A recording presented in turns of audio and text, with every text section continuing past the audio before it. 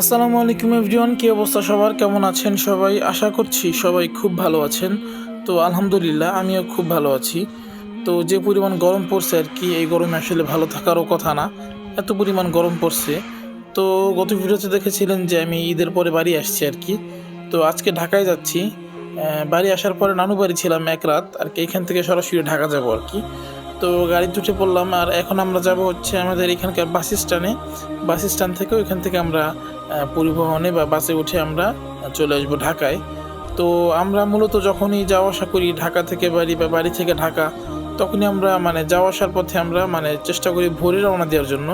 কারণ যেমন উদাহরণস্বরূপ বলি, যদি এখন যে গরম পড়ছে, এই গরমে যদি 10টা 11টার দিকে রওনা দিই মোটামুটি খবর হয়ে যাবে আর কি। তো মূলত এই কারণেই আমরা ভোরে ভোরে রওনা দিই। আর আজকে আমরা ভোরে ভোরে রওনা দিয়ে দিয়েছি।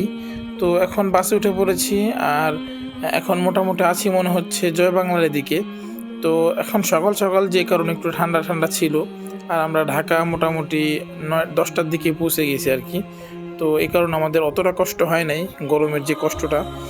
তো তারপর আমরা এখানে আসলাম। এখানে হচ্ছে আমাদের যে ট্রেন লাইনটা হয়েছে। গত ভিডিওতে আমি বলেছিলাম যে আমাদের এখানকার যেই ট্রেন লাইন হয়েছে ভাঙ্গা পর্যন্ত আর কি যায়। আর এটা হচ্ছে অন্য লাইনে চলে গেছে আর কি। আর ভাঙ্গা আমরা যখন আসবো মকসুদপুরে এই এলাকায়, তখন আমরা ভাঙ্গা নামতে হবে আমাদের এই আর কি। তো যেটাই হোক, এটা খুবই ভালো হয়েছে আমাদের জন্য। আর এখানে হচ্ছে একটা পাম্পে তেল নিতে আসছে আর কি। এখানে তেল নাই, তেল নিয়ে পরে যাবে আর কি।